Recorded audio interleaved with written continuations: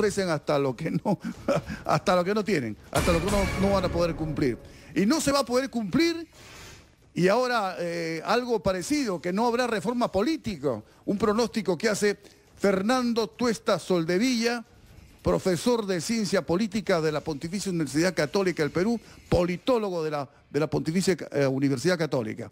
Si no hay acuerdo entre los partidos, este es en la página 49 del diario El Comercio, si no hay acuerdo entre los partidos que tengan bancadas en el Congreso para modificar el artículo 4 de la Ley Orgánica de Elecciones, que impide cualquier modificación de las normas electorales un año antes de la elección, el plazo último sería el 11 de abril del 2020. 11 de abril del 2020. No habrá reforma política. Fernando, muy buenos días. ¿Por qué? ¿No hay tiempo? ¿Por la falta de práctica, por la falta de experiencia de los congresistas? ¿Por qué motivo no habrá reforma política? ¿Qué tal? Gracias por la invitación. Lo que estoy llamando la atención es que todos hablan de reforma política. Todos hablan de reforma política. Bueno, resulta que las elecciones son el 26 de enero, los resultados oficiales los tendremos más o menos a fines de febrero, entre credenciales, elección de mesa directiva, elección de comisiones ordinarias, sus presidencias, estaremos hablando de segunda, tercera semana de marzo. Una vez instalado, recién se presentan los proyectos de ley. Tendríamos entonces hasta el 11 de abril escasamente 2 semanas. Pero un proyecto de ley, para que se convierta en ley, en promedio en el Perú, demora, en el mejor de los casos, 3 meses. Dios. Entonces, si es que no se logra modificar el artículo 4 de la Ley Orgánica de Elecciones, que dice que un año antes no se pueden modificar las leyes electorales, no tendremos reforma política. Así de simple.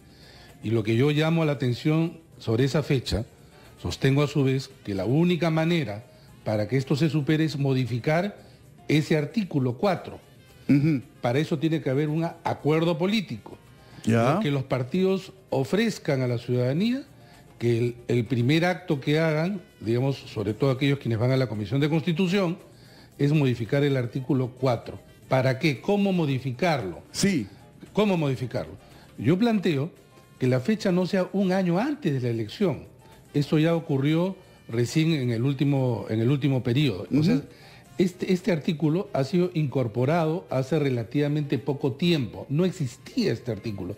Es más, en otros países no existe este artículo parecido. Para mí, ¿cuál sería la fecha última? Sería la fecha en la inscripción de partidos. Quiere decir que si los partidos se inscriben, ya no se puede modificar las reglas de juego hacia adelante. La última fecha. ¿Cuándo sería esa fecha? ¿Cuándo? Más o menos agosto de este año. Con lo que tú ganarías desde abril hasta agosto, un periodo completo de la legislatura. Y por lo tanto, los congresistas pueden discutir, debatir, aprobar, y el Ejecutivo de la misma manera. Tiene que haber acuerdo político también entonces entre el Ejecutivo y el Legislativo. ¿Qué podría hacer el Ejecutivo tomando en cuenta esta situación? Podría presentar inmediatamente un proyecto de ley para que se vea de manera prioritaria. Pero si es que en el Congreso no se toma en serio esto y con la celeridad, entonces no se modificará la ley, llegaremos al 11 de abril y va a ser imposible. Entonces, todo aquel que quiera hablar sobre reforma política, la pregunta es, ¿usted va en uno de sus primeros actos exigir y votar la modificación del artículo 4 de la Ley Orgánica de Elecciones? Si dice sí, a buena hora. Si dice no, está hablando por gusto de reforma política. Atención con esto, queridos oyentes, televidentes. Atención, repite esa partecita, por favor, que es muy importante. Digo que si es que un candidato está ofreciendo modificar las leyes, está hablando de inmunidad parlamentaria, está hablando de una serie de reformas, y si se le pregunta, ¿usted modificará el artículo 4 como uno de los primeros actos? Si dice no, o no tiene interés, o no conoce, este congresista está hablando sin conocimiento o quizá con demagogia, ¿no? Porque, repito, solo podría hacer lo que esa persona ofrece si es que se modifica el artículo 4 de la Ley Orgánica de Elecciones. Hace ya algún tiempo en redes sociales propuse esto, algunas personas lo han tomado en cuenta, pero esto es prioritario. Prioritario. Prioritario. Perfecto. Fernando Tuesta Soldevilla presidió la Comisión de Alto Nivel para la Reforma Política. Es decir, sabe lo que dice. Sabe lo que dice. Una pregunta de ignorante. El presidente de la República, Martín Vizcarra, por decreto supremo, ¿puede generar algún cambio a este tema de la reforma política o no? No, sobre ese punto no. Lo que sí podría, pero creo que no lo va a hacer, es un decreto de urgencia para modificar dicha norma. Porque lo que no podía hacer es un decreto de urgencia para modificar las normas electorales para esta elección del 26 de enero, pero no para el 2001. Obviamente, para que lo haga, tendría que tener un acuerdo también político con los partidos que están en competencia, porque no se trata simplemente que lo imponga. Claro. Pero cualquier persona que comienza a leer con detenimiento la ley y ve los plazos, dirá, esto no puede caminar si no se modifica la ley. Ahora, dicha ley, dicho sea de paso, para mí no es urgente que se cambie ahora. Desde su promulgación, personalmente, yo me opuse a esta ley, porque es una ley que impide, repito, que se modifiquen las leyes un año antes. Bueno, la gente podrá decir, está bien que no se modifique un año antes. No, es un plazo bastante largo. No existe. Mire, esta es una idea que se trajo de Ecuador. Ya. En Ecuador, un año antes no se puede modificar la ley. Los problemas que hay en Ecuador, tremendos, sí, que lo quieren eliminar. En otros países no existe. No existe. ¿Por qué se dio esta ley? ¿Cuál fue el origen de este artículo? ¿Cuál es la historia de ese artículo? Resulta que en el verano del 2016, en plena campaña electoral, se promulga una ley modificando varios artículos de la ley electoral, el tema de la valla, el tema de las cuotas, etcétera, y entonces hubo una protesta diciendo, ¿por qué en medio de la campaña me modificas la ley? En realidad lo que había ocurrido es que la ley se aprobó en el Congreso en octubre, pero el señor Humala lo promulgó en enero, en plena campaña. Entonces esto llevó a decir, no, la próxima vez lo que vamos a hacer es, un año antes no se debe modificar la ley. O sea, pasamos de que en enero se había modificado la ley, ahora a abril del año anterior. Demasiado tiempo, y además hay que tener en cuenta cómo trabajan nuestros congresistas. Sí, es así. Hay que Cuando ser, tú hay le que ser dices, sinceros, ¿eh? al inicio de un periodo del Parlamento, tú le dices, vamos a hacer reforma política, dice, hay tiempo para discutir. Y cuando ya están cerca de una elección, dice, estamos demasiado cerca para discutir. O sea, ni una ni otra. Pero lo que sí es cierto es que muchas veces se trata efectivamente de modificar corriendo el último plazo. Bueno, el plazo es demasiado largo, en este caso que es un año. Y entonces yo planteo que ese plazo sea aproximadamente en agosto, según el cronograma, última fecha de la inscripción del partido. Lógico, tú inscribes el partido y quieres que las reglas ya no se modifiquen para adelante. Eso está bien. Ya. Pero antes de eso, ¿por qué? Dice por la convocatoria, está bien. Pero en la convocatoria todavía pasa una serie de hechos que no tienen que ver, digamos, y se pueden ocasionar además necesidades perentorias. Porque tú imaginarás, en el Parlamento hay cantidad de propuestas de ley, cómo jerarquizas el Pleno del Congreso, qué cosa debate. Tú sabes que muchas veces el proyecto de ley, se aprueba una ley, pasa el Ejecutivo y pasan semanas para que se promulgue la ley. Es más, el presidente lo puede observar. Si se observa la ley, y por eso tiene que haber acuerdo político, se acabó. Regresa al Congreso, vuelve a comisiones, si no hay acuerdo de partido estamos fregados. Además, no es se un aprueba artículo nunca. muy simple, artículo 4. Señalar, en vez de un año antes de la elección, señalar a fecha última de la inscripción de partidos. Un párrafo, menos de un párrafo.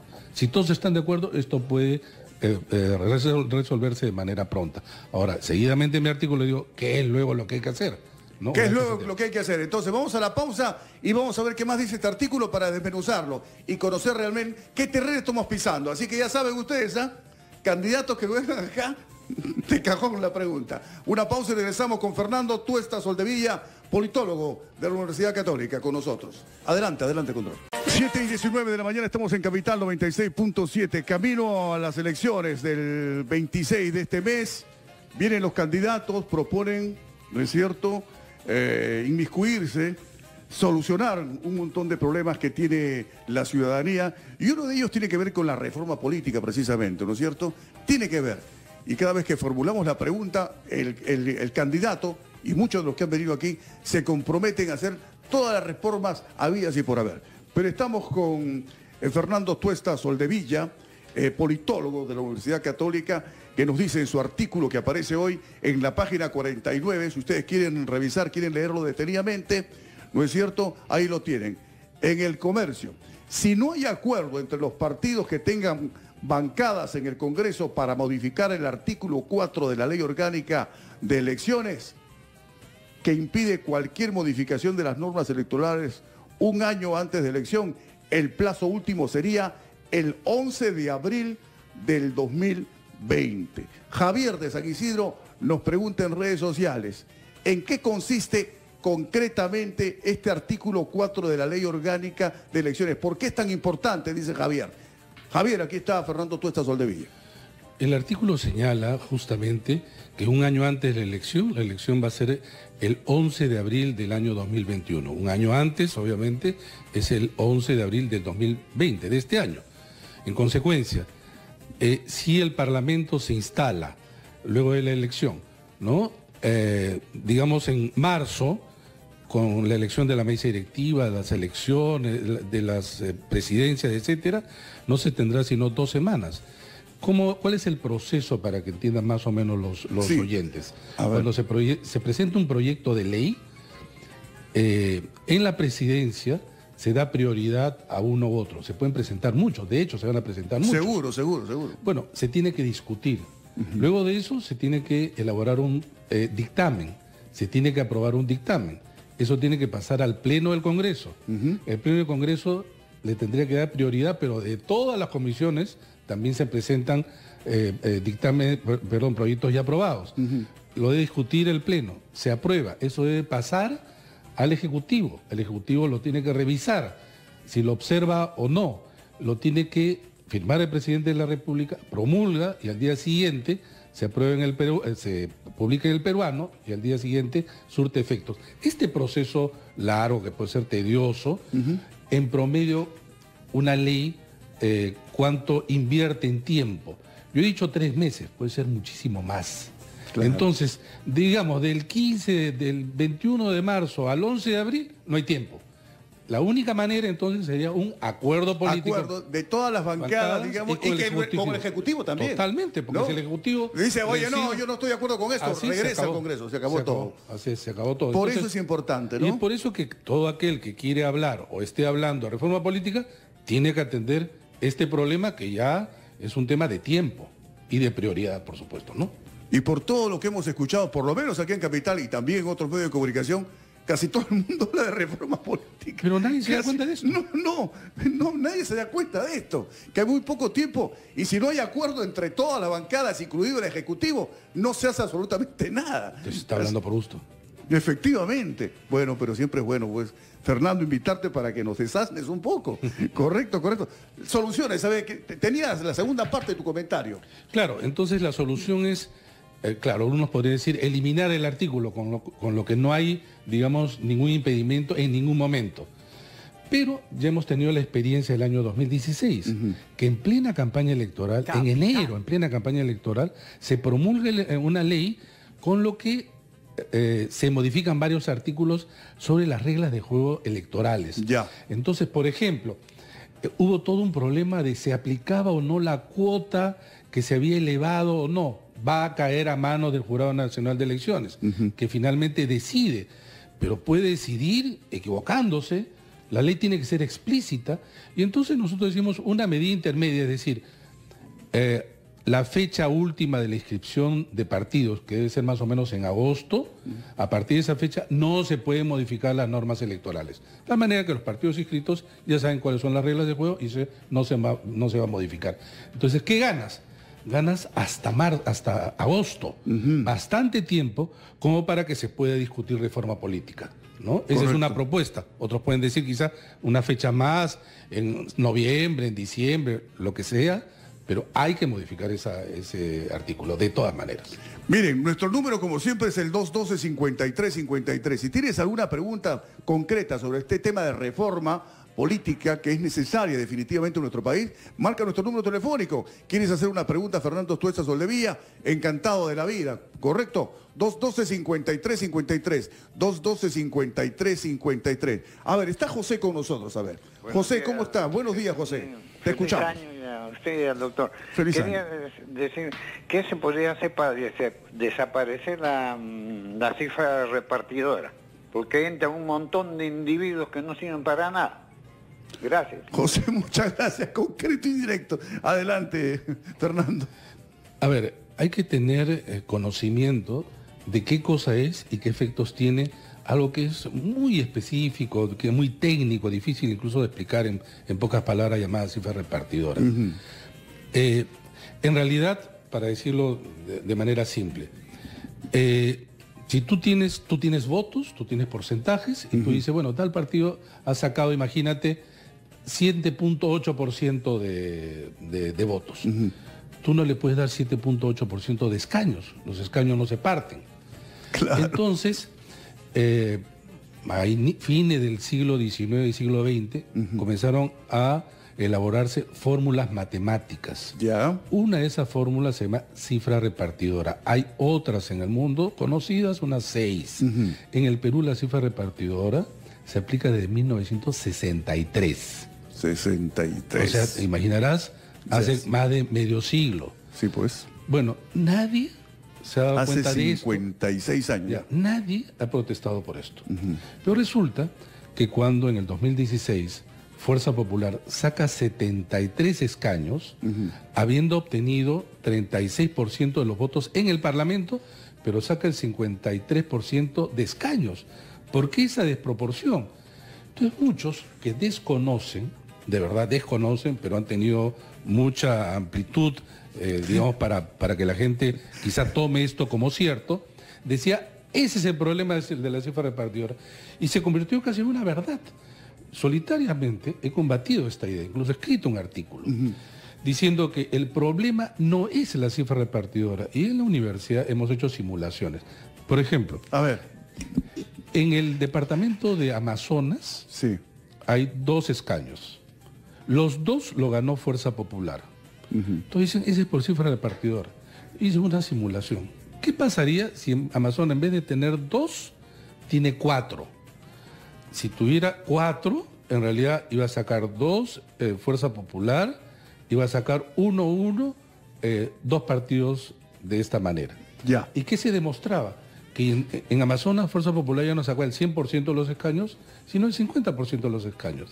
Y si tú seguías aumentando, la proporción de lo que ganaba en escaños Fuerza Popular se iba aparejando al porcentaje que sacaba. Entonces el problema no era la cifra repartidora, sino cuántos escaños tienes por departamento. Claro. Entonces, decir que la cifra repartidora es la causante es un error enorme de los que no conocen ni siquiera fórmulas matemáticas simples y tampoco leyes electorales, y con mayor razón los efectos que esto produce.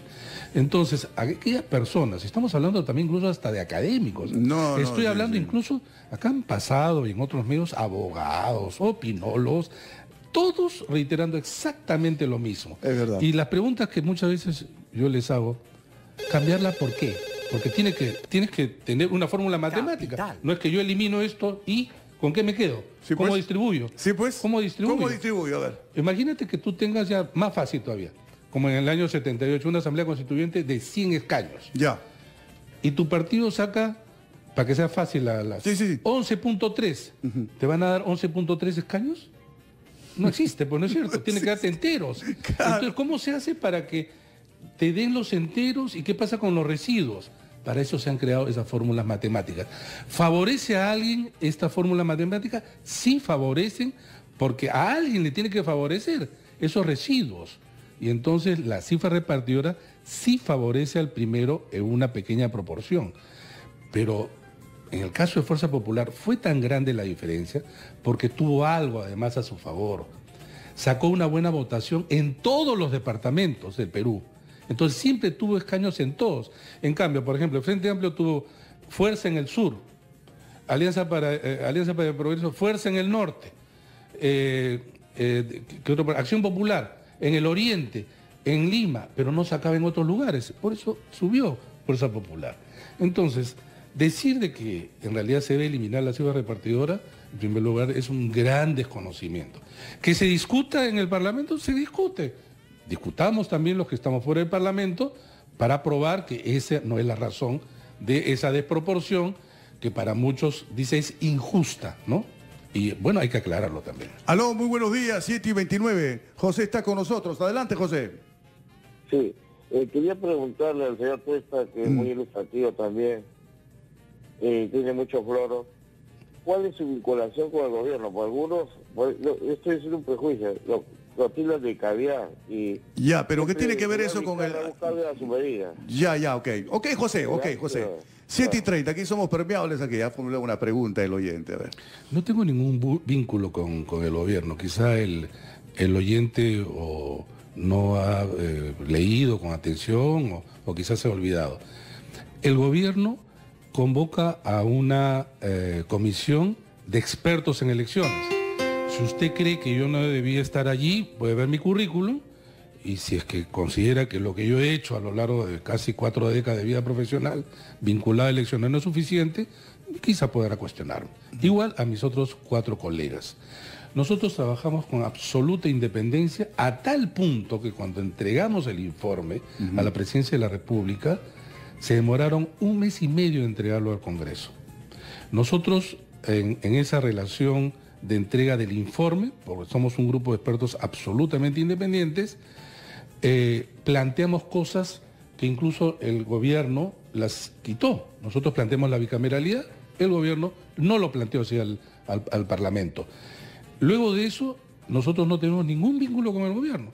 Nosotros, la única vez que nos llegamos a Palacio de Gobierno posterior a los 2 meses que trabajamos, que fue entre el 4 de enero y el 4 de marzo del año pasado. Luego de eso entregamos, no tenemos ningún vínculo. Nos fuimos a Palacio a pedido del presidente para saludarnos y agradecernos un trabajo que hicimos ad honorem. Posteriormente, cada uno de nuestros colegas ha seguido en su vida profesional. Yo también escribimos, actuamos, formamos parte del debate público y nada más. Sobre las acusaciones, cuestionamientos y adjetivos, eso es simplemente para desacreditar a quien tiene probablemente posiciones distintas. Yo en redes sociales, y las uso mucho, lo que hago es argumentar, como también mis artículos. Nunca falto al respeto, jamás cuestiono de manera agresiva a absolutamente nadie. En redes sociales, por ejemplo, el otro día también me criticaban, porque yo he cuestionado que, por ejemplo, existan muchos excluidos candidatos, que son más de 700 en esta elección. Sí, claro. Y entonces yo he dicho, hay exceso de formalismo, a mí no me gusta que se excluya por hoja de vida, y entonces me dicen, sí, pero fue tu reforma. Nosotros no nos metimos con eso. Nosotros no nos metimos con eso. Es más, yo he escrito largamente, por mucho tiempo, que hay que abocarnos a hacer un código electoral. Es más, cuando yo estuve en OMPE en el 2004 se presentó el primero, posteriormente apoyé el segundo en el 2011 del Jurado Nacional de Elecciones y posteriormente en el 2016 se presentó uno que fue tomado por la congresista Patricia Donaire para iniciar el debate, que fue cancelado y ahí su diferencia con Fuerza Popular y por eso renunció. Y entonces, una cosa es el código electoral y otra cosa es la propuesta de reforma. ¿Por qué? Porque un código electoral necesita más tiempo. Nosotros tenemos 2 meses y ahí está nuestro informe que es público. Ahora, en redes sociales por eso me cuestionan, ¿y por qué? Esa es parte de lo que tú hiciste. Eso no es parte de lo que yo hice.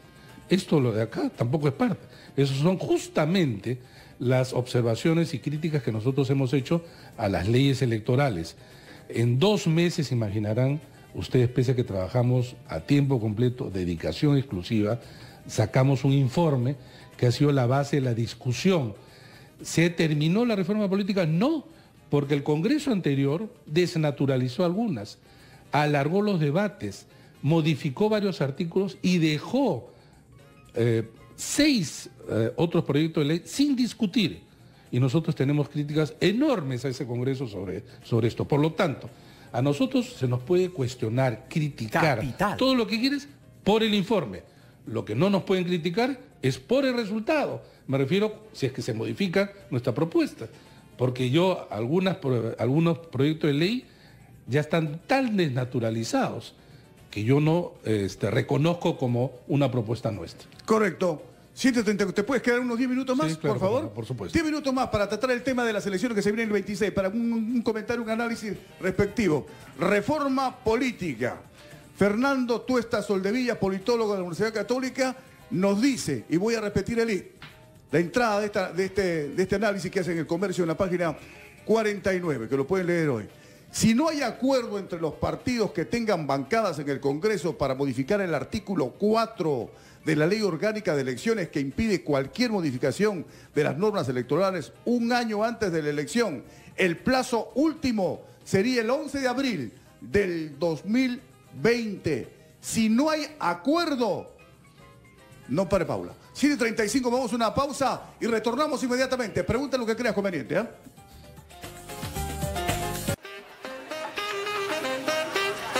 Dos 212-53-53. Estamos aquí con el señor Beri. Señor Beri, ¿cómo estamos? Buenos días, bienvenido. Con el señor. Buenos días, placer de saludarlo. Igual manera, señor Beri. Y quería hacer 3 preguntas importantes. A ver. Y respecto a la reforma política, manifiestan los partidos políticos son los que tienen que llevar a elecciones para sus candidatos de acuerdo al número de orden. Pero sin embargo, el número 1 y el número 2 nunca se lleva a elecciones. Eso son impuestos por los partidos políticos. Ya. Segundo lugar, estos señores, algunos tienen antecedentes y no los seleccionan por el pliego de nivel profesional. Ya. Sino por la cantidad de dinero que tenga para la campaña. Así sea una persona que tenga antecedentes de narcotráfico, una serie de personas. Segundo lugar, se ha eliminado la participación de los gobiernos regionales. No va a haber participación de los grupos políticos de nivel regional. Y entonces se rompa y se viola el principio de la democracia, porque no le dejan participar a los que no tienen partido político. Y los partidos políticos en estos últimos tiempos ya no son partidos políticos. Violan el principio de doctrina. Ya no tienen doctrina. Su doctrina es el dinero y punto. Allí viene la corrupción. Entonces debe activarse la participación de los gobiernos regionales. ¿Para qué? Para modificar propuestas de interés nacional. Mira, ya estamos 200 años de vida republicana. No tenemos nosotros industria. Hace 60 años el Perú estaba industrializando, ensamblando barcos, los 20 barcos de la Compañía Peruana de Vapores, se ensambló 2 fragatas misileras, se instaló Indomil para la fabricación de cohetes, granadas y una serie de objetivos militares. Se instaló FAME, fabricación de municiones del ejército. Se instaló el Instituto de Energía Nuclear de Guarangado. En todas partes se tenían industrias. En Junín se tenían 5 fábricas textiles. Se estaban fabricando cocinas que se estaba exportando a la marca. Se estaban fabricando cocinas que se estaba exportando a la marca Surge, a Bolivia, a la Argentina. Pero ahora somos consumidores y la energía es más cara del planeta. Correcto, señor Beri. Muchas gracias por su análisis, por su comentario. 7:41. Fernando Tuesta Soldevilla respondiendo el análisis que hace el señor Beri. Adelante, Fernando. Por ley, nos guste o no nos guste, el partido puede designar a quienes crea conveniente en un cuarto de la lista. Es decir, si tenemos 130... en realidad aproximadamente unos 36 puede el partido designar. ¿En qué puestos? En los puestos que cree el partido. ¿Es ilegal? No es ilegal. En los partidos que yo conozca no han usado el 1 y el 2. Sí el 1, a veces el 2, no conozco, pero si es el caso, son los militantes que tienen que cuestionar o no, tienen todo el derecho. Sobre que si tienen antecedentes o no, felizmente los medios de comunicación están sacando información sobre esto. Ha ocurrido, por ejemplo, que se hizo público y un partido retiró a esos candidatos, porque no tenía esa información. Entonces, para eso también sirven, obviamente, los medios de comunicación, las redes sociales, etcétera. Se ha eliminado, dice, la intervención de los gobiernos locales. Los gobiernos, regionales. Regionales. Debe haberse referido el señor a movimientos regionales. Movimientos regionales. Ahora bien, nunca en la historia y la historia de los movimientos regionales han participado en la elección parlamentaria. Acá hay un tema de jerarquía de organización. Los partidos políticos nacionales pueden presentar candidatos a la presidencia, al parlamento y a nivel subnacional, regional, provincial y distrital. Pero los movimientos regionales solo pueden presentar candidatos a nivel regional, no nacional, regional, provincial y distrital. Entonces, no es, quizá había una equivocación, un tema de conocimiento. Los movimientos regionales no participan, nunca han participado en una elección parlamentaria, y la que vamos a tener el 26 de enero es una elección exclusivamente parlamentaria. Uno de los temas que mucho se ha abordado en diferentes medios de comunicación, aquí en Capital también, y es un cuestionamiento que hace la gente, el público, el lector, es la siguiente: el tema de la hoja de vida. Se ha insistido muchísimo en señalar que hay que revisar a profundidad la hoja de vida. Ese no merece ser candidato. Fernando Tuesta Soldevilla tiene un punto diferente, tal vez, que lo voy a explicar a continuación. ¿Por qué no tomar al 100% la hoja de vida como referente para elegir a un candidato o elegir a un futuro congresista, Fernando? La hoja de vida, digamos, es casi una creación peruana, no existe en otras partes. Y entonces allí lo que se consigna es información personal, política y profesional. Hasta ahí yo no tengo ningún reparo, correcto, no tengo ningún problema. Lo que pasa es que esto se ha convertido luego en una suerte de filtro para la inscripción. Entonces, resulta que se ha excluido, en algunos casos en los jurados electorales especiales, personas, por ejemplo, que no consignaban un auto, que un auto ahora ya chatarra, y por eso lo excluían. Entonces, claro, la gente, los electores muchas veces enfurecidos siempre dicen, si no dice la verdad ahora, ¿cómo será después? ¿No? Sí. No, muchos dicen, se han excluido más de 700 personas. Y acá hay algo que es necesario que el público entienda. Entre la falta y la sanción debe haber una proporcionalidad. Porque si no, igual, digamos, cuando se comete una falta en ámbitos de la vida cotidiana, no es lo mismo poder robar un celular que obviamente robar un banco, ¿no? Hay proporcionalidad de la misma manera. Por eso las penas son también proporcionales. Claro, pero acá no, acá existe, te excluyen o no te excluyen. Y entonces, de mi punto de vista, no debiera de existir exclusión. Lo que debiera es que si es que se conoce que esa persona no ha colocado toda la información, por ejemplo, se le puede multar. O en su hoja de vida aparecer como un listón diciendo esta persona no ha consignado tal información. El elector tiene todo el derecho de elegir a quien quiera. A nadie se le obliga a votar por alguien. Además existe una cámara secreta. Si yo veo que en el cintillo tú no has consignado tus ingresos, que falseaste información, yo digo, esta persona no merece mi voto. Pero de repente digo, sí, está bien, pero a mí me gusta cómo tiene desempeño político, yo lo hago. No existe una ley, no existe esa idea paternalista de que es un filtro que además en muchos casos lo que ha hecho de manera injusta es excluir y además impedir el derecho de participación política. El problema además a esto se añade lo siguiente: ¿quién resuelve esto? El Jurado Nacional de Elecciones sobre un tema administrativo. Pero agotada la vida administrativa, de repente yo tengo la verdad y yo no tengo a quién apelar. Allí se me impide el derecho de participación política. En cambio, En otros países hay una separación. Los jurados electorales, los tribunales electorales no ven nada de estos temas administrativos. Y si es que hay un tema de apelación, recién va a la justicia. Pero el Jurado Nacional de Elecciones funge de administrador e imparte justicia. Entonces puedes quedarte sin el derecho de participación política. Imaginas que tú tienes la razón, porque había un error. Los hombres cometen errores. Los jueces también, ¿no es cierto? Claro. Y si es que te comete un error contra ti, ya pasó la elección. ¿Quién te va a reparar? ¿Quién va a reparar?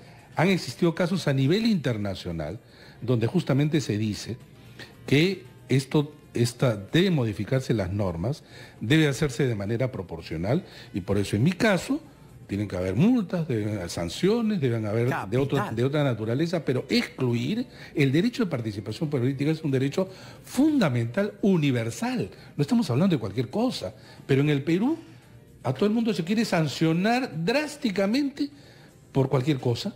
Y yo no digo que a mí me encanta esto, ni mucho menos, pero hay que ser, por un lado, ponderado y también realista, ¿no es cierto? Y además, no es cierto, pues yo no estoy tan seguro que los, incluso oyentes que nos están ahora escuchando, para elegir comienzan a descargar las hojas de vida de los candidatos.